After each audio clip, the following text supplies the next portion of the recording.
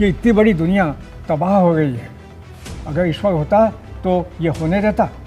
ये बच्चे बढ़ रहे हैं भूख से, कुपोषित बच्चे, करोड़ों कुपोषित बच्चे हिंदुस्तान में हैं। God was created by human being और उसको अपनी कवि कल्पनाओं से, विचारों से उसको बनाया कि उसका भगवान का सेवक जाए और एक पहाड़ उठा के बूटी सहित आ जाए, वो सेवक बनाया। किंतु जिस आदमी ने ईश्वर को बनाया, जिस भगवान की सृष्टि की, मनुष्यों ने ही उसे नष्ट किया, उसे छिन्न भिन्न किया और उस अपनी कल्पना को गायब कर दिया। और आज हम देखते हैं कि ईश्वर के नाम पर सिर्फ धंधा है, मजहब के नाम पर सिर्फ धंधा है, और इन धंधेबाजों के पास इतने कठिन कठिन शब्द हैं और शास्त्र के ऐसे ऐसे उद्धरण हैं जो आदमी को बेहोश कर दें। सुनेंगे, ये काम आस्तिकों और नास्तिकों का है कि वो बहस करते हैं कि ईश्वर है और वो बहस करते हैं कि ईश्वर नहीं है। सबसे बड़ी बात ये है कि आप ईश्वर को शरीर से, इंद्रियों से, मन से, ज्ञान से, बुद्धि से नहीं जान सकते। ये बात धर्म ग्रंथों में लिखी है, ये बात वेदों में, शास्त्रों में लिखी है। तो देखिए धर्म वर्सेस विज्ञान की अब तक की सबसे बड़ी बहस। और आज इस बहस में शामिल होने के लिए हमारे साथ कई खास मेहमान हैं। हम आपका परिचय करवाते हैं उन मेहमानों से। हमारे साथ गौहर रजा साहब हैं, चीफ साइंटिस्ट हैं निस्केयर में। बहुत बहुत स्वागत है गौहर रजा साहब आपका। हमारे साथ स्वामी सर्वानंद सरस्वती हैं, कुलपति हैं भारती श्रीपीठम के, नई दिल्ली में। बहुत बहुत स्वागत है आपका स्वामी जी। हमारे साथ मशहूर कवि चंद्रकांत देवताले हैं और भगवान पर कविताएं भी लिख चुके हैं। बहुत स्वागत है आपका। और हमारे साथ स्वामी बालिंदु हैं, ब्लॉगर हैं और इनके कई और परिचय भी हैं जो बहस के दौरान सामने आएंगे। और हमारे साथ हैं अमिताभ पांडे, खगोल वैज्ञानिक हैं। अमिताभ, आपका भी स्वागत है। इस चर्चा को आगे बढ़ाएं उससे पहले आइए आपको दिखाते हैं कि तमाम प्रचलित मान्यताओं को कब कब और किस किस तरह से चुनौतियां दी गई हैं। आर्यभट्ट, पृथ्वी अपने अक्ष पर घूमती है, ये खोज करने वाले वैज्ञानिक रहे। ग्रहण लगने की वजह राहु केतु नहीं, ग्रहों की छाया है और ये घटनाएं भौतिक हैं और इनका ईश्वरीय ताकत से कोई ताल्लुक नहीं है। भारतीय वैज्ञानिक आर्यभट्ट। कोपरनिकस, ग्रहों का केंद्र सूर्य है न कि पृथ्वी। सभी ग्रह सूर्य के इर्द गिर्द चक्कर लगाते हैं। ये वो तमाम प्रचलित मान्यताएं थीं जिसको तोड़ते हुए नई वैज्ञानिक खोज डेवलप करने वाले वैज्ञानिक हैं जिनको हम आपको दिखा रहे हैं। गलीलियो, पहली बार वैज्ञानिक पद्धति से ग्रहों के गतिशील होने का इन्होंने पता लगाया और टेलीस्कोप का आविष्कार भी किया। डार्विन मानव विकास के सिद्धांत के लिए मशहूर हैं और इन्होंने इंसान के विकास की थ्योरी दी और प्राकृतिक चयन के आधार पर यानी नेचुरल सिलेक्शन के आधार पर इंसान का विकास होता है, ये बताया। न्यूटन, ग्रह भौतिक चीज है और वो गति और गुरुत्वाकर्षण की थ्योरी पर काम करती है। न्यूटन ने गुरुत्वाकर्षण की थ्योरी दी। आइंस्टीन, फोटो इलेक्ट्रिक इफेक्ट की खोज किए। ईश्वर के होने या नहीं होने से खुद को अनजान बताया पर नास्तिक होने से इनकार कर दिया। और Stephen Hawking, black hole theory को आगे बढ़ाया, ईश्वर के होने को लेकर साफ तौर से इनकार किया। तो ये कुछ वैज्ञानिकों की हमने बातें आपको दिखाई और इसके जरिए ये बताने की कोशिश की कि ये वो तमाम बड़े वैज्ञानिक और चेहरे हैं जिन्होंने जो दुनिया भर में प्रचलित मान्यताएं हैं उसे अपने अपने तरीके से चुनौती दी। देवताले साहब, इस तमाम जो जनता है उसमें सबसे बुजुर्ग आप हैं, सबसे लंबा अनुभव आपका, इसलिए शुरुआत आपसे करना चाहूँगी। एक तरफ ये वैज्ञानिक सिद्धांत हैं जो कहते हैं कि जो चीज़ प्रूव हो सकती है वही सत्य है, लेकिन दूसरी तरफ वो मान्यताएं हैं जो कहती हैं कि चाहे वो प्रूव ना हो लेकिन हम मानेंगे उसे ही सत्य जो हम महसूस करते हैं। ऐसा क्या? यदि कोई चीज़ प्रमाणित नहीं होती है तो उसे सत्य कहना अपने आप को धोखा देना है।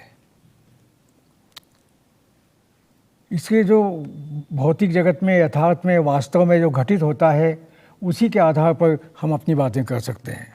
जी, आप कह रहे हैं कि जो चीज़ प्रमाणित नहीं हो सकती है वो सत्य नहीं हो सकती है, लेकिन जो हमारे दुनिया भर में जो प्रचलित मान्यताएं हैं, चाहे वो भगवान या ईश्वर को लेकर मान्यता हो या आस्था को लेकर मान्यता है, वो कहीं सिद्ध नहीं होती हैं, कहीं साबित नहीं होती हैं, फिर क्यों मौजूद हैं?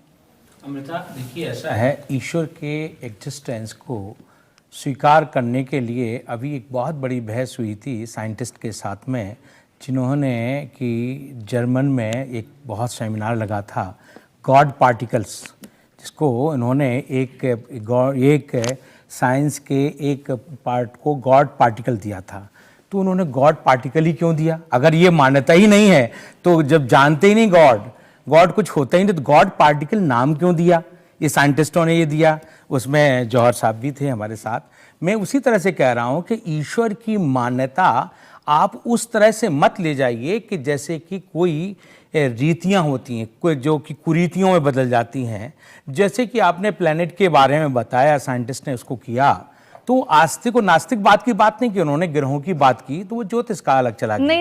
नहीं, वो इसलिए इम्पोर्टेंट है क्योंकि हमने अपने पूरे ज्योतिष को इस आधार पर डेवलप कर रखा है, हमने अपने पूरे जीवन को इस आधार पर डेवलप कर रखा है कि ग्रह नक्षत्रों के हिसाब से ही हमारी किस्मत तय होती है। नहीं, ये किसने तय रखा? अगर जिसका ज्योतिष का बनाने वाला सबसे पहले जो है उसने ज्योतिष को ही श्राप दे दिया, तो ये तो मार्केटिंग का हर चैनल पर एक तरह का ज्योतिष का जो कार्यक्रम चल रहा, उन्हीं को नहीं पता मेरा भविष्य क्या है। तो ग्रह ज्योतिष के ऊपर, ये अगर ज्योतिष के ऊपर डिबेट रखी है तो मैं उस पर बिल्कुल सहमत नहीं हूं। मैं अगर एक आस्तिकवाद और नास्तिकवाद, जहां ईश्वर की बात की आपने, हम स्वयं ही आज किसी ज्योतिषी को पता था आज पानी बरसेगा, आज ज्योतिषी को पता था कि कुंभ में इतना बड़ा घटना हो जाएगी। ज्योतिषी जिस तरह से साइकोलॉजी का प्रयोग करते हैं, ज्योतिषी जिस तरह से एक तरह से दूसरे को डराते हैं, ऐसे ज्योतिषियों को हम स्वयं लताड़ते हैं। लेकिन ज्योतिष एक शास्त्र है, उसको अगर आप पढ़ें तो ज्योतिष एक टार्च का काम करती है कि उसने टॉर्च जलाई कि यहां स्नेक है, आप इससे बचकर जाइए। ये ज्योतिष उपाय नहीं है, वही साइंटिस्ट कह रहे हैं जो आपने बताया। लेकिन जो आप बता रही कि जिस तरह से हमारे बुजुर्ग ने कहा, तो उन्होंने एक ही बात, सत्यम परम धीमहि, ये सत्य है कि आपका एग्जिस्टेंस है, सत्य है कि आप कुछ जो है बोल रहे हैं। जी गौहर साहब, सत्य क्या है? सत्य तो अपने अंदर कुछ नहीं है, हमारी मान्यताएं हैं, और दो तरह की मान्यताएं हैं।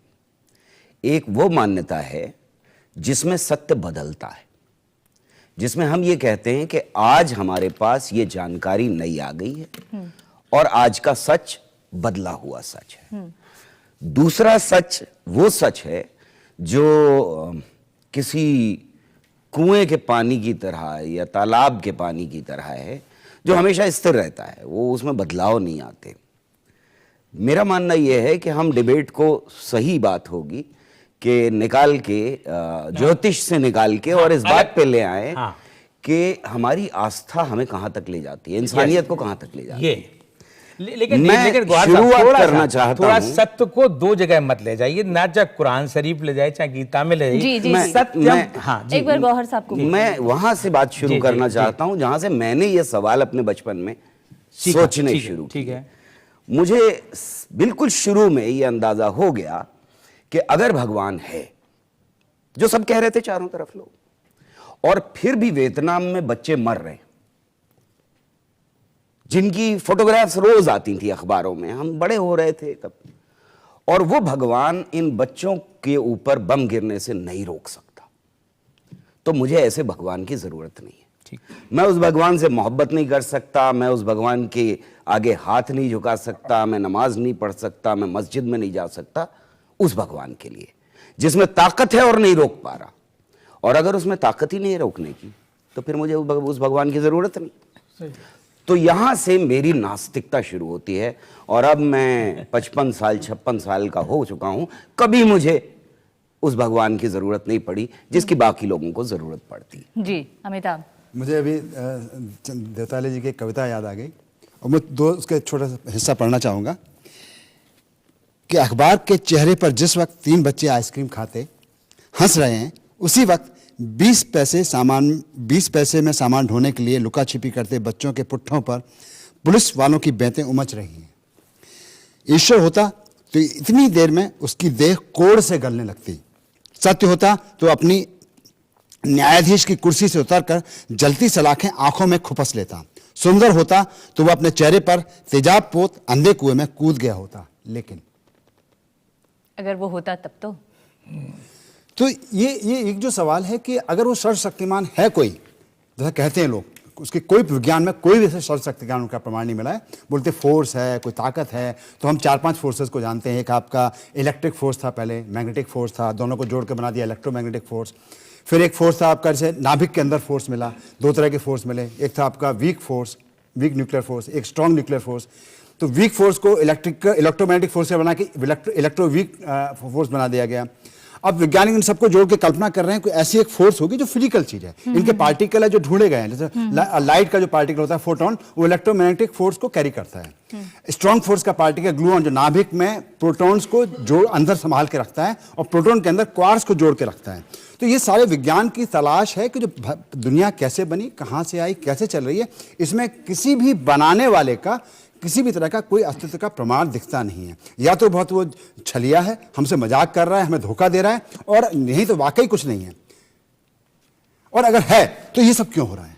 बालेंदु जी, देखिए, विज्ञान तो कहता है कि ईश्वर जैसी कोई शक्ति नहीं है, कोई मास्टर पावर नहीं है, लेकिन आप ईश्वर को मानते हुए फिर उससे दूर चले गए, ऐसा क्यों किया आपने?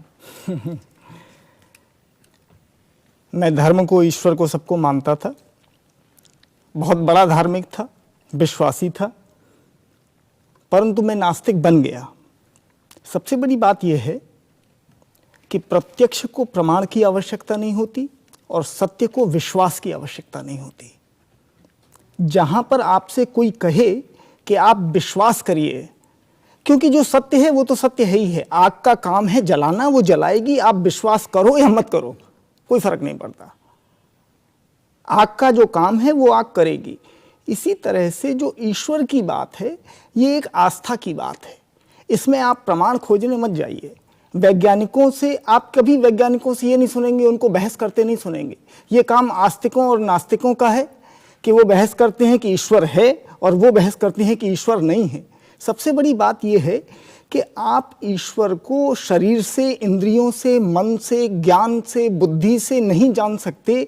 ये बात धर्म ग्रंथों में लिखी है, ये बात वेदों में, शास्त्रों में लिखी है। फिर मेरे समझ में नहीं आता कि आस्तिक लोग, ये धार्मिक लोग क्यों अपना माथा खोपड़ी खराब करते रहते हैं प्रमाण दे देकर कि ये ईश्वर है, ईश्वर है। अरे भाई, तुम्हारे शास्त्रों में खुद ही लिखा है कि आप ईश्वर को इंद्रियों से, बुद्धि से, मन से, ज्ञान से नहीं जान सकते। ये आस्था और विश्वास का विषय है। आप विश्वास कर लीजिए, बहुत अच्छी बात है। अब उसको खोजने मत जाइए कि ईश्वर कहाँ है। जी, तो दरअसल ईश्वर जो है हमारी तमाम कमजोरियों का एक पुलिंदा है, जिसके आगे जाकर हम उन तमाम कमजोरियों के लिए अपने आप में एक ताकत ढूंढते हैं। आपने जो प्रथम प्रश्न किया था उसका मैंने सटीक 2 पंक्तियों में जवाब दिया था। मैं अब अपनी बात कहना चाहता हूँ। बिल्कुल। बचपन से मैंने ये देखा कि एक बगीचा है और एक बागवान है, और उसका बागवान है तो बगीचा उजड़ता नहीं है, और जब बागवान गायब हो जाता है और तो वो बगीचा उजड़ जाता है। जिस घर में माँ है वहाँ बच्चे हंस रहे हैं, खेल रहे हैं। जिस घर में पिता है वहाँ सब कुछ है। तो एक छोटा सा इंसान जब अनुपस्थित जब होता है, मौजूद होता है, तो उसकी दुनिया, उसका जो छोटा सा परिवेश होता है वो पनपता है, हंसता है, गाता है, उसमें संगीत होता है, जीवन होता है। ये इतनी बड़ी दुनिया तबाह हो गई है। अगर ईश्वर होता तो ये होने देता? ये बच्चे बढ़ रहे हैं भूख से, कुपोषित बच्चे, करोड़ों कुपोषित बच्चे हिंदुस्तान में हैं। ये आदमी की कुवत है और आदमी की ताकत है कि उसने सदियों पहले अपनी सुरक्षा के वास्ते और अपने यकीन के वास्ते ईश्वर का निर्माण किया। God was created by human being, और उसको अपनी कवि कल्पनाओं से, विचारों से उसको बनाया कि उसका भगवान का सेवक जाए और एक पहाड़ उठा के बूटी सहित आ जाए, वो सेवक बनाया। किंतु जिस आदमी ने ईश्वर को बनाया, उसी आदमी ने कल्पना में, कवियों में, किंवदंतियों में, महाकाव्य में जिस भगवान की सृष्टि की, मनुष्यों ने ही उसे नष्ट किया, उसे छिन्न भिन्न किया और उस अपनी कल्पना को गायब कर दिया। और आज हम देखते हैं कि ईश्वर के नाम पर सिर्फ धंधा है, मजहब के नाम पर सिर्फ धंधा है, और इन धंधेबाजों के पास इतने कठिन कठिन शब्द हैं और शास्त्र के ऐसे ऐसे उद्धरण हैं जो आदमी को बेहोश कर दें। जो आप कह रहे हैं कि अगर भगवान है तो तो फिर कुपोषण क्यों है, गरीबी क्यों है और लोगों के अंदर असंतोष क्यों है, उनकी सारी इच्छाएं पूरी क्यों नहीं हो जाती हैं? अमृता जी देखिए, जहां अभी साइंटिस्ट हैं, प्रोफेसर गौहर हैं, पांडे हैं, इन्होंने ये कहा अपने उसके बाद स्वामी बालेंदु ने, एक अगर शास्त्र में आप जाएं तो ये भगवान कोई ऐसा रूप नहीं है, भगवान वहाँ से कोई पिता जैसे का परिवार की तरह नहीं है, उसके यहाँ तो प्रकृति भी है, मनुष्य भी है, जितना एक कीट से लेकर के बहुत कुछ है, लेकिन उसका अस्तित्व ये नहीं कि उसको सुरक्षा के लिए है। भगवान वो पिता नहीं है। किस तरह से भगवान एक ऐसी सत्ता है, जैसे कि आप अमृता हैं, आपको एक नाम दिया आपके पिता ने, हमको सर्वानंद दिया, तो हमारा एक एग्जिस्टेंस है जिसको कहते हैं सर्वम खलु इदम ब्रह्म। नहीं, लेकिन जिसको हम देख नहीं सकते, जिसका हाँ भगवान वही है जिसको हम देख नहीं सकते, जिसको हम छू नहीं सकते। ये जो मान्यताएं लोगों ने दी हैं कि भगवान मेरे इस तरह के हैं, भगवान मेरे इस तरह के हैं, वो ये मान्यताओं के ऊपर भगवान का सत्य नहीं है। इसलिए सत्य शब्द को कहा गया है शास्त्रों में सत्यम परम धीमहि। जो आपकी बुद्धि में सत्यता है, जिस सत्यता का कोई रूप नहीं होता, आकार नहीं होता है, जिस सत्य को गीता कहती है, तो ये तो फिर मन की कल्पना हुई ना, जिसका कोई रूप नहीं है, जिसका आकार नहीं है, जो सत्य है मगर दिखता नहीं है, तो इसका मतलब ये है कि वो एक कोई काल्पनिक चीज है। और शायद यही वजह है कि दुनिया में आज 500 से 750 मिलियन लोग ऐसे हैं जो नास्तिक हो चुके हैं। ये चर्चा जारी रहेगी, एक ब्रेक के लिए रुकेंगे और ब्रेक के बाद जब लौटेंगे तो यहाँ पर मौजूद जो जनता है उनके सुन लेते आपने। मैं कल्पना या उसके आधार पर ईश्वर, मैं कहता हूं आप एक पत्थर में ले लीजिए, आपकी जितनी गहरी मान्यता है वहां वो उस तरह की मान्यता प्रकट होगी, लेकिन सत्य जो है ईश्वर है वो दृष्टा नहीं है, दृश्य नहीं है। दृष्टा हो सकता, दृश्य का मतलब ये नहीं कि जैसे कि हम हाथ फैला करके ये कर दें, बच्चों को कुपोषण रोक दें या बीमारियों को स्वाइन फ्लू आया तो भगवान उसको लेकिन जो आम आदमी है वो तो ईश्वर को इसी रूप में समझता है। अगर ईश्वर कुछ नहीं कर सकता तो क्यों है वो बिना बात के? ये इसलिए जैसे हमारा अस्तित्व है। चर्चा जारी रखेंगे, ये चर्चा जारी रखेंगे, फिलहाल एक ब्रेक का वक्त है, ब्रेक के बाद लौटेंगे, ये चर्चा जारी रखेंगे और यहाँ पर जो लोग बैठे हैं उनको भी इसमें शामिल करेंगे। आज हम बात कर रहे हैं भगवान और विज्ञान की। हम बात इस बात को लेकर कर रहे हैं कि क्या भगवान का कोई अस्तित्व है या जो चीज साबित हो सकती है विज्ञान के जरिए सिर्फ वही सत्य है।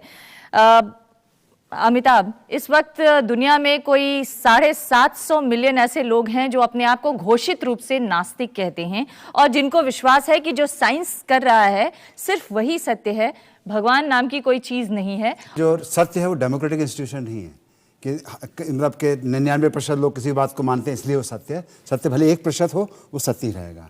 दूसरी बात यह है कि दुनिया के जिन देशों में बात करो, जिन देशों में आप देखेंगे कि ज़्यादा खुशहाली है, जहाँ सोशल सिक्योरिटी अच्छी है, सरकारें लोगों का ध्यान रखती हैं, लोगों की भागीदारी रखती है, लोगों का पूरी बात करती हैं, तो आप देखेंगे कि दुनिया का एक बहुत बड़ा हिस्सा है, यूरोप के कई सारे मुल्क हैं जहाँ पे आप पता चलेगा कि 80% लोग नास्तिक हैं। वो खुशहाल देश हैं। और जो देश जितने ज़्यादा धार्मिक है, इतने कट्टर धार्मिक, उतनी बदहाली में रह रहे हैं। दूसरी बात यह है कि विज्ञान की दुकान की बात चली थी, विज्ञान की दुकान के बदौलत ही हम गुफाओं से निकल के आज यहाँ पहुँच पाए।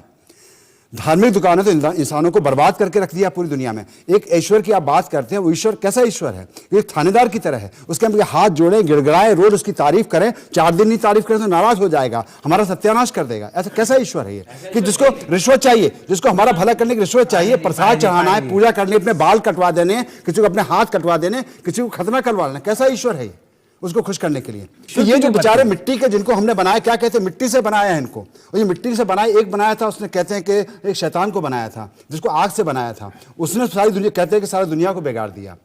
तो हमारी क्या गलती है? सजा देनी तो अपने शैतान को सजा दो या खुद सजा भोगो, खुद जलो नरक की आग में, हमें क्यों जलाते हो? अमृता जी, मैं एक बात कहना चाहता हूँ कि ईश्वर नहीं है, इसके लिए बार बार विज्ञान की जरूरत नहीं है। सदियों पहले हमारे संतों ने, समाज सुधारकों ने, कबीर ने, तुकाराम ने, चंडीदास ने, इन्होंने सबने कहा है कि ऐसी कोई चीज़ नहीं है।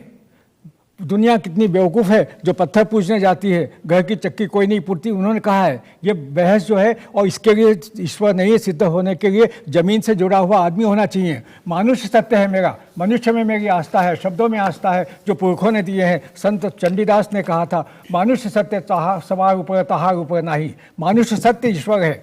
भाषा शब्द की प्रतिबद्धता वो है, शब्दों में कठिन शब्दों में और चीज़ों को गड़बड़ करके लोगों को मूर्ख बनाना और भ्रमित करना ये सत्य नहीं है। वो न धार्मिक भाषा है न मजहबी भाषा है।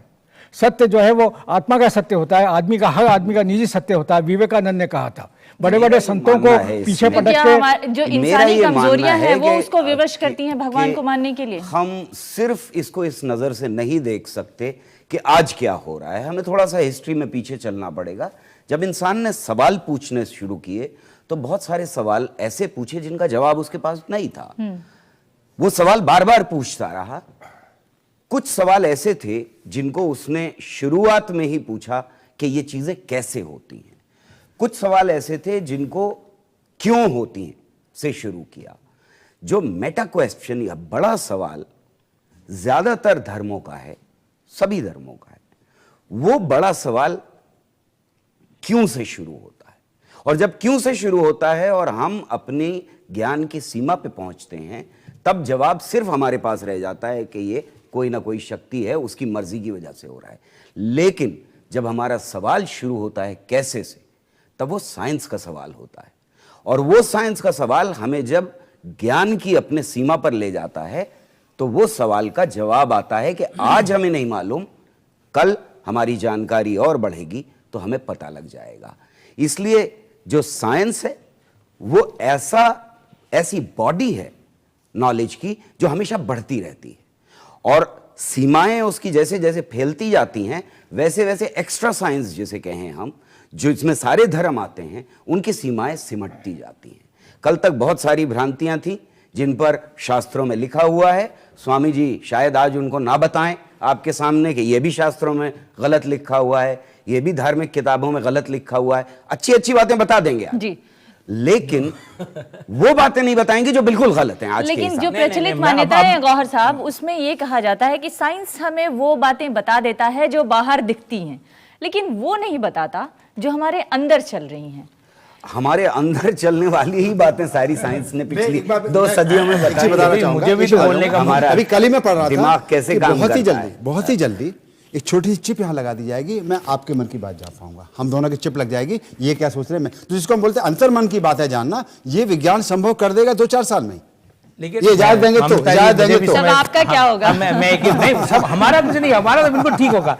सच्चाई ये है कि हमारे ये 4-5 विद्वान, आप भी पांचों में आ गई। एक मैं बता दूं, ईश्वर ने कभी भी, जब ये सृष्टि प्रारंभ हुई, साइंस ये कर सकता है कि एक फूल के कई कलर को सिद्ध करने के तोड़ मोड़ कर दे उसको, लेकिन ईश्वर एक ही काम करता है कि फ्लावर में कई तरह के कलर, एक ही तरह के। आपने देखो दुनिया में जितनी सृष्टि, सबके चेहरे अलग ही अलग, एक ही साचा नहीं है। तो वो जो कुछ भी ईश्वर ना करता है ना संघरता है, ईश्वर आपके अंदर एक प्रसन्नता है, एक हैप्पीनेस है। जो साइंस एक खोज है, तो उस खोज में भी साइंस के अंदर ये बुद्धि जौहर साहब जहां गड़बड़ आप मेरी बात नहीं बोला, आप मेरी बात में सुन लें, यो बुद्धि उसका जवाब दे दें। नहीं मेरी कह रहे, यो बुद्धि पर तस्तुसा, जब मैं इन साइंटिस्टों की बुद्धि के पीछे बैठ करके मैं ही करा रहा हूं, तो ये कौन कर रहा है जिसको जो दिखाई नहीं देता है। एक बता दो, इसको मजहब या धर्म पर नहीं ले जाएंगे। जौहर साहब प्लीज, यहां ये बहुत अच्छी वैज्ञानिक चर्चा हो रही, इसको हम धर्म, मजहब, ज्योतिष, इन सबसे कर्मकांड से अलग हट करके ईश्वर का एग्जिस्टेंस, ईश्वर की सत्ता को दुनिया में साइंटिस्ट हो चाहे कोई हो, सभी स्वीकार करते हैं कि कोई ऐसी सत्ता है जो हमको अपना आज एक मिनट में नहीं करते स्वीकार, एक मिनट में श्वास करते हैं, गलत लोग हैं, कोई नहीं सारे ढूंढने नहीं मिलेगा, श्वास को आप ले सकते हैं, ऐसी चिप लगा। अच्छा बोलिए। मैं तो सिर्फ इसी चीज पे आने जा रहा था कि साइंस का ये सवाल ही नहीं है कि ईश्वर है या नहीं। इसलिए अगर साइंटिस्ट हो सकता है कि कोई मानता हो ईश्वर को, लेकिन साइंस ईश्वर को मानेगी ये सवाल ही पैदा नहीं होता, क्योंकि ये साइंस का सवाल ही नहीं है। न्यूटन, देखिए ऐसा है, फर्क क्या है, फर्क क्या है इस ज्ञान में जी। Fundamental question of science is to find the truth. Eventually अगर गॉड है या नहीं वो साइंटिस्ट ही ढूंढ के बताएगा। लेकिन एक minute, the approach that we are taking for this discussion is going in a different direction. God का डेफिनेशन क्या है, आप उससे स्टार्ट करके गॉड को नहीं ढूंढ सकते हो। You can't start of saying कि भगवान ने वियतनाम में बॉम्ब क्यों गिरा, वहां पे लोग क्यों मरे, उस डेफिनेशन से अगर आप स्टार्ट कर रहे हो तो आप भगवान को नहीं ढूंढ पाओगे। हाँ, आपने तो ऑलरेडी एक डेफिनेशन के अंदर बना दिया भगवान को, और अब आप कह रहे हो कि चलो इस डेफिनेशन के हिसाब से चलो भगवान को ढूंढते हैं। You have to stop that. You have to step back and start from a fresh mind, from the scratch, and try to figure out कि what is God. ये नहीं सोचिए कि क्योंकि वो चीज हो रहा है वहां पे, क्योंकि भगवान ने वो चीज नहीं होनी देनी चाहिए थी वहां पे, इसलिए God does not exist. That is the wrong approach. And I am very, very clear that अगर भगवान है, मैं अपने आप को एग्नोस्टिक मानता हूं। भगवान है या नहीं, I think it's a very personal question. ना आपके डेफिनेशन से ना आपके डेफिनेशन से मैं कन्विंस हुआ कि भगवान एग्जिस्ट करता है या नहीं, ना आपके टेक्स्ट से ना आपके टेक्स्ट से। It is going to be a personal experience for me. My personal experience will determine god exist और नॉट। लेकिन आप ये मानते हैं कि भगवान है? मैं मानता हूं कि मुझे पता नहीं है। मैं मानता हूं कि आपके डेफिनेशन से मुझे कोई फर्क नहीं पड़ेगा। मैं मानता हूं कि अगर मुझे भगवान मिलेगा तो वो मेरे अंदर मिलेगा, वो मेरे ढूंढने से मिलेगा, आपके बताने से नहीं मिलेगा। Very good.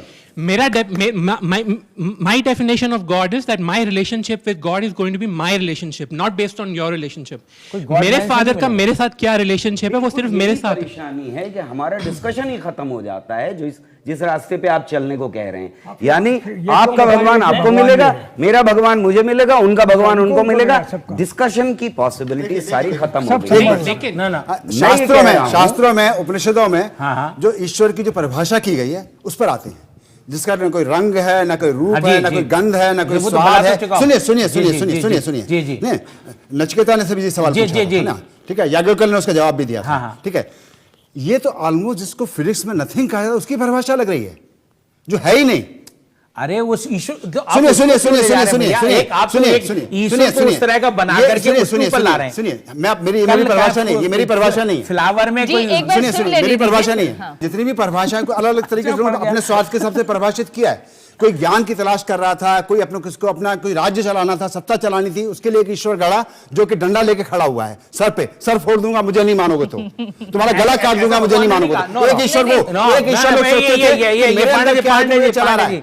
ईश्वर लोग कहते हैं कि शायद कहीं वही ईश्वर जैसा इनका एक सवाल था। नहीं, ईश्वर कभी आजकल ऐसा नहीं कहता। ईश्वर की अलग अलग परिभाषाएं अपने अलग अलग स्वार्थों से लोगों ने की हैं, लेकिन मोटे तौर पर सामाजिक तौर पर इसको ईश्वर कहा जाता है, जो जिसके बारे में सर्वमान्य है। सब लोग, सब गरीब लोग, गुरबे लोग रोज की पूजा करते हैं, अर्चना करते हैं, अपना धन लुटाते हैं उसके ऊपर, अपना वक्त बर्बाद करते हैं, अपना वक्त बर्बाद करते हैं, और जिसकी दुकानें हर जगह खुली हुई हैं, हर फुटपाथ पे कब्जा होता जा रहा है। जब बच्चों के खेलने के पार्क खत्म कर दिए गए, वहां मंदिर बना दिए गए, साईं बाबा के टेंपल बना दिए गए, ये क्या हो रहा है? यही बात है पर्सनल आस्था की। मैं एक बताऊं, आपसे ज्यादा कड़क बोल सकता हूं कि ये साइंटिस्ट को ही उस ईश्वर ने दिया जो आप शोध कर रहे हैं, ये कर रहे हैं, और आपको बोलने की ईश्वर ने कहीं थ्रेटिंग नहीं किया है कि तुम हमको ऐसा करोगे तो तुमको डंडा मारेंगे। ये शब्दों का प्रयोग कहीं शास्त्र में नहीं है। देखिए, मैं फिर मनुस्मृति को कोट करूं। हाँ, मनुस्मृति को कोट करूं, बताइए किसको कोट करूं? ये चर्चा जारी रखेंगे। यहाँ पे जो बहस हो रही है उसमें एक बात तो साइंस पर आइए, आइए साइंस पर आते हैं। भगवान के जो मानने वाले हैं वो इस बात के लिए तैयार नहीं है कि भगवान को सिद्ध किया जा सके या न किया जा सके, लेकिन भगवान है। हम आस्था को मानते हैं, लेकिन जो विज्ञान है आज वही बड़े पद पे पहुंचा रहा है, वो इस पे पहुंचा रहा है। ब्रेक के बाद आएंगे तो आप ही से इस चर्चा को शुरुआत करेंगे। बने रहिएगा हमारे साथ, एक ब्रेक ले लो। तो आज हम बात कर रहे हैं विज्ञान और भगवान की, और दुनिया भर में ऐसे तमाम उदाहरण हैं जब जब भगवान की आस्था को चुनौती दी गई है, तब जो है उसे तरह तरह की मुश्किलों का सामना करना पड़ा है।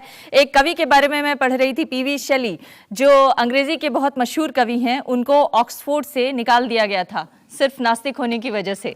आप अपना सवाल पूछिए, क्या कहना चाह रहे हैं? जी, मेरा ये पूछना है कि आप जैसे जानते होंगे कि भगवान के नाम पे इस दुनिया में लाखों युद्ध होते हैं। एक इंस्टीट्यूशन साइंस है, एक इंस्टीट्यूशन रिलीजन है। मैं रिलीजन और भगवान को जोड़ नहीं रहा हूँ, बस मैं ये बोल रहा हूँ कि भगवान एक रिलीजन का प्रतिनिधि है, तो वो प्रतिनिधि बैठ करके ये सब देखता रहता है। साइंस के नाम पे आज तक आप मुझे एक युग बता दीजिए जो साइंस में आपस में साइंटिस्ट ने स्टार्ट किया हो। रिलीजन के जो गुरु हैं, जो भगवान हैं, उनकी वजह से आज दुनिया को इतना नुकसान उठाना पड़ रहा है। चारों तरफ इतने ज्यादा हमारे आतंकवादी हमले हो रहे हैं। अभी रिसेंटली हैदराबाद में बम ब्लास्ट हुआ है। ये सब क्या है? ये सब हमारे को धर्म का देन है। और धर्म किसके लिए? ईश्वर के लिए। उस ईश्वर के लिए ये सब हो रहा है और वो आंखें बंद करके वहां सत्ता में बैठा हुआ देख रहा है कि 6000 साल बाद कलयुग खत्म होगा, फिर वो सजा देगा, और आज यहां लोग मर रहे हैं, उनको बचाने कौन आएगा? जी, इस बहस का कोई अंत नहीं है और जितनी सूक्तियां और ज्ञान और पांडित्य का प्रदर्शन है वो मनुष्य के सहज विवेक, सामान्य चेतना और साधारण आदमी की सोच समझ से बाहर है। मेरा फिर अंतिम रूप से ये कहना है कि मनुष्य ने अपनी सुरक्षा के वास्ते, अपने सरोकारों के वास्ते जिस तरह से बीजू का खेत में बना देते हैं, जिस तरह से पत्थर का गांव के अंदर एक गांव का देवता बना देते हैं कि गांव की सुरक्षा बनी रहेगी, काटी गांव जैसे गांव में जहां लोग घास खाते थे वहां भी एक देवता बना हुआ था, ईश्वर का निर्माण किया है और सदियों से उसको बड़ा बना दिया।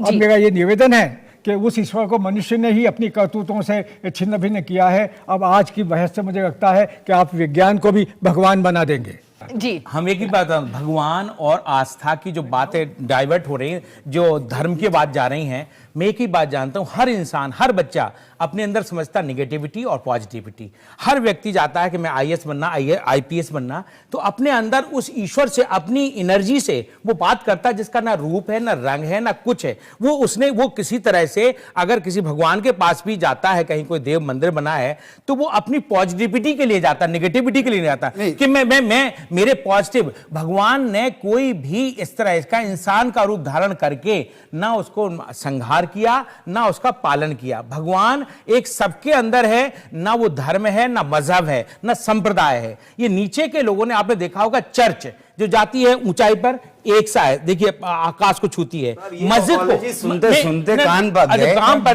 वो अलग है, वो अलग है, भगवान अलग है, जो सवाल लगातार यही अपॉलॉजी दी जाती। आप ईश्वर की सत्ता को अपने अंदर, प्रसन्नता को, इसलिए ईश्वर तो एक ही बात कहता है कि नीरस जीवन कहो न भैया, जीवन रस की धार है। नीरस जीवन कहो न भैया, जीवन रस की धार है। इस बहती संस्कृति का ये सपना संसार, सपना है। जी, अच्छा गाते हो। हाँ। एक मिनट एक सवाल मजहबी संप्रदाय नहीं, आप ही से सवाल है। हाँ, सवाल मेरा आप ही से है। बोले। यहाँ 4 लोग नास्तिक हैं, एक आस्तिक हैं जी। और मैं दावे के साथ कहता हूं, जो 4 यहाँ नास्तिक हैं उन्होंने धार्मिक ग्रंथों का अध्ययन बिल्कुल एकदम सिरे से नाकारते हुए करा है, और जो आस्तिक है उन्होंने विज्ञान का अध्ययन नहीं किया है। विज्ञान ने कहीं भी सिरे से ईश्वर को नकारा नहीं। आइंस्टीन ने कहा था मैं नास्तिक नहीं हूं, ठीक है। ऐसे बहुत सारे वैज्ञानिक जिन्होंने कहा था कि एक ऐसी शक्ति है, और ये लोग जो बात कर रहे हैं ईश्वर है तो जलाता क्यों है। मैं कहता हूं आप ऐसी आग बनाइए जिसमें जलने की शक्ति डाल दीजिए, साइंस कदापि नहीं कर सकता। आप हमारे जैसा एक मनुष्य बनाइए जिसमें प्राण डाल दीजिए, आप कदापि ऐसा नहीं कर सकते हैं। आप सूरज बना दीजिए, बहुत अच्छा, आप सूरज बना दीजिए, नहीं बना सकते आप नहीं। आप जवाब सुनना चाहेंगे? हाँ, हम जवाब सुनना चाहेंगे? सवाल जवाब सुनना चाहेंगे? एक मिनट एक सवाल पूछिए। हाँ, सवाल ही पूछ रहा हूँ। वो साइंस ने, ईश्वर ने कहीं ऐसा नहीं कहा तुम बम पटकना। ईश्वर ने बात सवाल पूछ चुके, 5वां सवाल पूछना है बाबू। नहीं, आपकी बात को कहना, आपने कहा ना ईश्वर है तो वो मुझे खाना नहीं देता, मार देता है। हाँ। ईश्वर ने कभी ऐसा नहीं कहा कि तुम बम पटको मारो या खाना दो। ईश्वर ने बुद्धिमत्ता की बात की है अपने विवेक से। जब वहां आग लग रही थी तो आप घर पे बचाने क्यों नहीं गए? यानी आप अपने धर्म को गलत मान रहे हैं। आप जवाब भी सुन लीजिए अमिताभ। मैं ये जवाब एक कविता से दे रहा हूं, देताले सर की। कानों में आवाज आई मां की थी, धरती पर ढूंढो दुखों की जड़ें यही हैं, जिससे घबराए बाप तुम्हारे तकते हैं आसमान। हमारे सारे सुख दुख की जड़ यही इसी जमीन में है, किसी ऊपर आसमान में नहीं है, ना किसी आसमान किसने कहा आसमान में? सुनिए पहले सुन लीजिए, ये कब सुनना भी सीख लीजिए, यथार्थ में जाइए ना, सुनना भी सीख लीजिए, सुनना भी सीख लीजिए। सुनना भी सीखिए। धर्मों के अंदर भाईचारा, मोहब्बत भी कहीं कहीं है, लेकिन सारे धर्मों के अंदर नफरत, घृणा दूसरे इंसानों से उतनी ही है जितनी मोहब्बत की बात की जाती है। कोई ये बात कहीं नहीं लिखी है। सुनिए, अब से धार्मिक मैं कोट करता हूं वाल्मीकि रामायण में। सुनिए, अब वाल्मीकि रामायण पढ़ी आपने?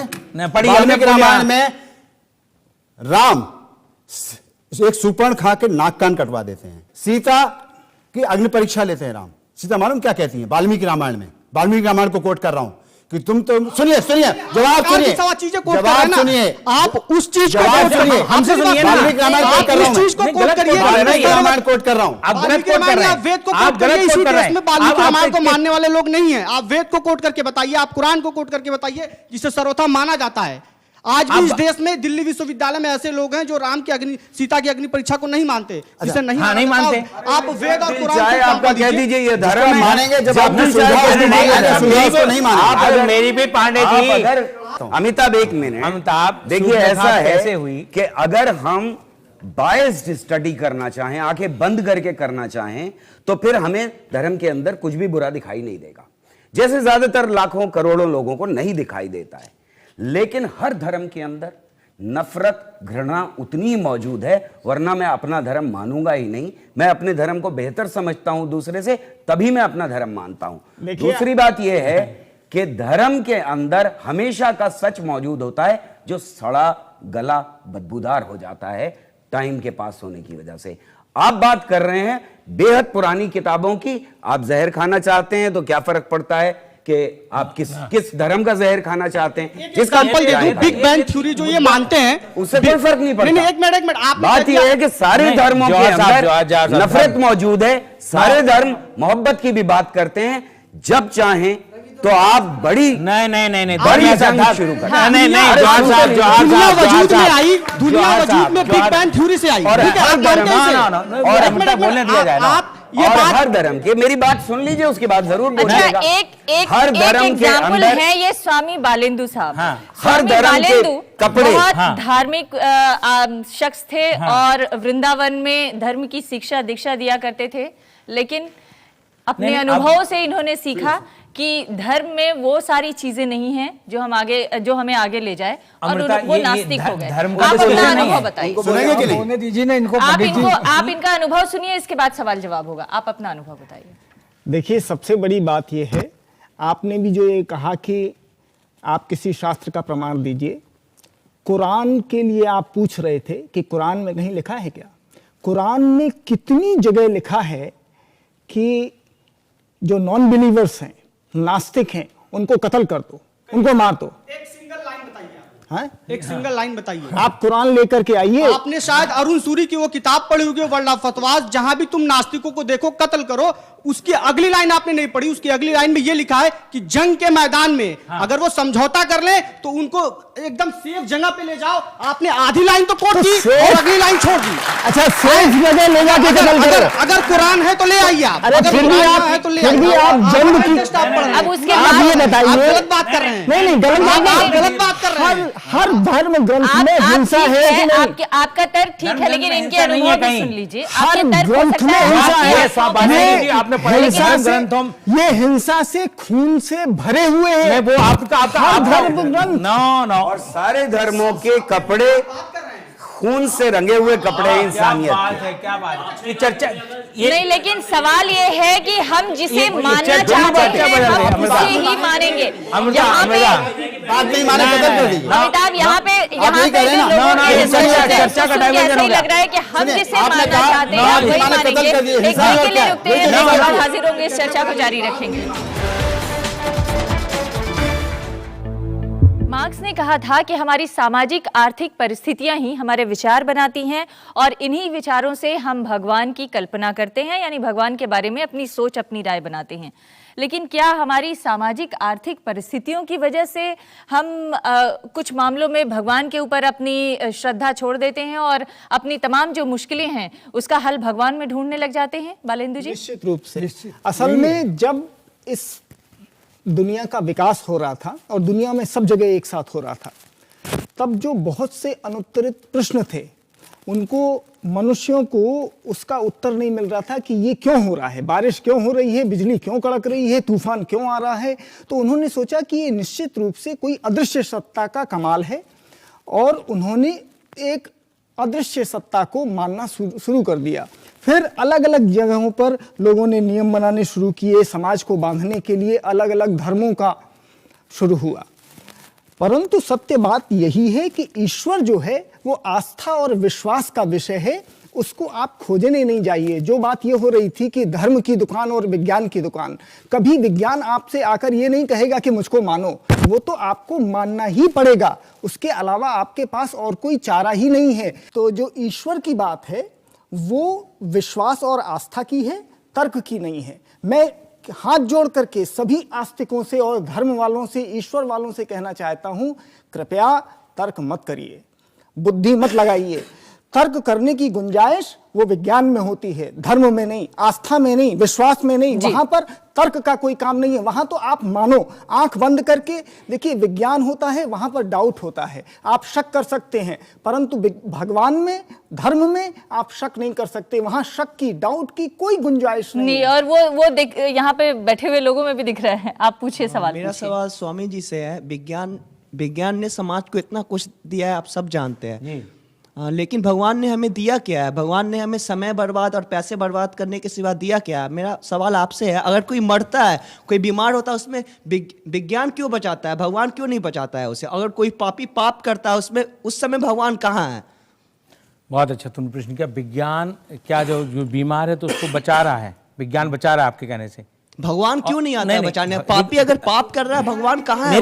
मेरी बात मेरा सुन लो। विज्ञान की बात, जो हमारी बात चल रही है, अब अभी आज जो चर्चा है केवल साइंस और ईश्वर की चर्चा है। तो ईश्वरवादी जो लोग हैं वो केवल, अगर आपकी आस्था अपने अंदर है तो आप ये कह सकते हैं परमेश्वर इसकी अगर आयु जो भी दी है इसको आप बचाइए। हिमाचल में आपने ज्वाला जी मंदिर का नाम सुना होगा सर, वहाँ पे ज्वाला चलती है, वो तो अपने आप जलती है ना। वहाँ तो सारे साइंटिस्ट सब फेल हो चुके ना, लेकिन वो ज्वाला कहाँ से आ रही है? वहाँ पे तो भगवान का कुछ महत्व होगा ना सर, आप बताइए। ऐसी बहुत सारी चीजें हैं जो साइंस एक्सप्लेन नहीं कर पाती, ऐसी बहुत सारी चीजें हैं जहाँ साइंटिस्ट पहुंच के नहीं एक्सप्लेन कर पाते, लेकिन इसका ये मतलब नहीं है कि उनको एक्सप्लेन नहीं किया जा सकता। अब से कुछ पहले, एक मिनट, टाइम हो चुका ना सर। वहाँ तो आप सवाल चाहते हैं या मतलब जवाब भी चाहते हैं? जवाब चाहते हैं। बहुत सारी ऐसी चीजें, जैसे मैग्नेट के बारे में इंसान नहीं जानता था तो सोचता था ये भगवान है। आज हमें मैग्नेट के बारे में पता है। पहले ये सोचता था कि धरती जो है फ्लैट है, आज हमें पता है कि नहीं है फ्लैट, भगवान का बनाया हुआ था। अब हमें मालूम है कि बिग बैंग हुई, उसकी वजह से बनी है ये सारी चीजें। तो जैसे जैसे हमारे विज्ञान की सीमाएं बढ़ती जाती हैं, हम एक्सप्लेन करते जाते हैं। आपको शायद पता नहीं हो कि वहां ज्वाला कैसे चल रही है ना। यहां जो लोग हों शायद एक्सप्लेन ना कर पाए, शायद मैं जाऊं तो एक्सप्लेन कर दूं वहां पर, या कोई और साइंटिस्ट जाए करे। हो सकता है कि साइंटिस्ट ना एक्सप्लेन कर पाए, लेकिन इसका यह मतलब नहीं है कि वहां भगवान की वजह से हो रहा है। हमें नहीं मालूम। अगर साइंस का सवाल है तो हमें नहीं मालूम। आस्था के लिए तो बहुत लोग जा रहे हैं वहां पर, पैसे भी चढ़ा रहे होंगे जी, मंदिर में जा रहे होंगे ना, आप भी गए होंगे, जरूर गए होंगे और पैसे भी चढ़ाए होंगे। अगला पैसे की बात नहीं, जिस दिन राज खुल गया उस दिन आपकी आज तक तो राज खुला नहीं। आज तक तो राज खुला नहीं, भाई आज तक नहीं खुला ना, खुलेगा, आज तक नहीं खुला ना, लेकिन जिस दिन खुल गया। कितने लोगों की श्रद्धा उस चीज से जुड़ी हुई है सर। ये बहस इंद्र करते थे, ये बहस खत्म होने वाली नहीं है। अमिताभ जी अगला सवाल ले लेते हैं। अगला सवाल पूछिए आप। बारिश हो जाती है, ठीक है ना। तो अब अमिताभ अगला सवाल। मैं एक क्वेश्चन और सर, पूछना थोड़े चाहूंगा। समय पहले हमने एक पार्टिकल के बारे में सुना था जिसे कहा गया था Higgs boson, the God particle. Sir उसका ये था कि वो फंडामेंटल ब्लॉक है, बिल्डिंग ब्लॉक है यूनिवर्स का। तो मोस्ट ऑफ द रिलीजियंस भी यही मानते हैं कि गॉड एक है और उसने यूनिवर्स क्रिएट किया है। तो क्या स्पिरिचुअलिटी और साइंस एक ही सेम पेज पे नहीं है? देखिए उसका नाम क्या है, टेक्निकल नाम है हिग्स बोसॉन पार्टिकल। एक साइंटिस्ट ने एक किताब लिखी जिसमें उसने लिखा, टाइटल दिया गॉड डैम इट पार्टिकल। उसमें हटा दिया लोगों ने डैम इट और गॉड पार्टिकल के नाम से मशहूर कर दिया। ये चले जाइए इंटरनेट पे, आपकी अगर जानकारी उसके बारे में कम है तो बढ़ा लीजिए। उसका नाम गॉड पार्टिकल किसी ने नहीं दिया, गलत कहा जा रहा है। साइंटिस्ट उसको गॉड पार्टिकल नहीं कहते। मैं उसकी प्रॉपर्टीज के बारे में बात कोई साइंटिस्ट नहीं कहता। फंडामेंटल और स्वामी जी पहले भी गलत कह चुके हैं, अभी भी गलत कहेंगे। गॉड पार्टिकल कहते हैं, स्वामी जी कहते होंगे हिग्स बोसॉन पार्टिकल है। और मुझे शर्म आती है इस बात पे कि मीडिया ने उसका नाम गॉड पार्टिकल दिया, जबकि हमें गर्व होना चाहिए था कि हमारे यहाँ के एक साइंटिस्ट के नाम के ऊपर उस पार्टिकल का नाम है। सर बात नाम, बोस का नाम सुना है ना आपने? सर बात नाम पे नहीं है, बात उसकी प्रॉपर्टीज की है कि उसे फंडामेंटल प्रॉपर्टी कहा जाता है जिसे यूनिवर्स। सुनिए, और भी फंडामेंटल पार्टिकल है। क्वार्क भी फंडामेंटल पार्टिकल वो है, पूरी न्यूट्रिनो भी फंडामेंटल पार्टिकल है, ऑस्ट्रेलिया इलेक्ट्रॉन भी में फंडामेंटल पार्टिकल है, फोटोन भी फंडामेंटल पार्टिकल है, ग्लूऑन भी फंडामेंटल पार्टिकल है, WZ बोसॉन वो भी फंडामेंटल पार्टिकल है। ये सारे फंडामेंटल पार्टिकल हैं, एक फंडामेंटल पार्टिकल नहीं है। उसको वहां इतनी बड़ी इसमें कंपनी सबसे में बड़ी गॉड बात ये है। पार्टिकल क्यों कहा? नहीं कहा, नहीं कहा, ये मूर्खों ने कहा है। हालांकि जहां पर आस्था की बात है वहां पर कई बार वैज्ञानिक जो खोज है वो तमाम दावे करने के बाद और तमाम सिद्ध करने के बाद भी आस्था से लड़ाई बड़ी मुश्किल हो जाती है। लेकिन एक बात आपसे जरूर जानना चाहूंगी, जाते जाते आपके कमेंट पे ही खत्म करना चाहती हूँ, ये जो संदेह है तमाम चीजों को लेकर, ये हमें आगे बढ़ने की प्रेरणा देता है, शक्ति देता है, और शायद यही संदेह बना रहे तो ये जो तमाम यहाँ पर सवाल उठाए गए हैं उन सवालों का हल आने वाले जीवन में निकल सकता है, आने वाले भविष्य में निकल सकता है। तर्क कुतर्क से कोई समाधान नहीं निकल सकता। धरती, पर्यावरण पर प्रेम और अपने पर विश्वास और अपनी निजी शब्द की आस्तिकता, मानुष सत्य पर यकीन और मानुष सत्य को बित्ता भर बचाने की कोशिश आदमी का काम है। यही उसका ईश्वर है, यही उसकी आस्तिकता है शब्द में, और उसे बाहर मत ढूंढो। अगर बाहर नहीं है तो बाहर क्यों ढूंढो? तो ठीक है, तो यही तो सब कह रहे हैं, यही तो चाहते हैं। और बाकी ये जो मंदिर फंदिर जो है, ये भगवे कपड़े, ये सब पाखंड है और ये सब जनता को ठगने की चीज है। विश्वास अपने ऊपर रखें, दूसरों के ऊपर न रखें, सवाल यही है। और शायद इस चर्चा का अंत भी यही होगा कि विश्वास अपने ऊपर रखें और इसी विश्वास की बदौलत आप आगे बढ़ने की और विज्ञान के हिसाब से तरक्की करने की सोचें। जैसे जैसे विज्ञान आया आपके जीवन में तरक्की आई। जब आप पुरातन पंथ के जमाने से लेके आज तक जो आगे बढ़े हैं, यहाँ तक जो पहुंचे हैं, ये विज्ञान की ही बदौलत है। और शायद अगर आप विज्ञान में इतना ही भरोसा और आस्था रखेंगे तो आने वाले दिनों में आपका जीवन और आगे जा सकता है। बहुत बहुत धन्यवाद आप सभी का इस कार्यक्रम में शामिल होने के लिए। नमस्कार।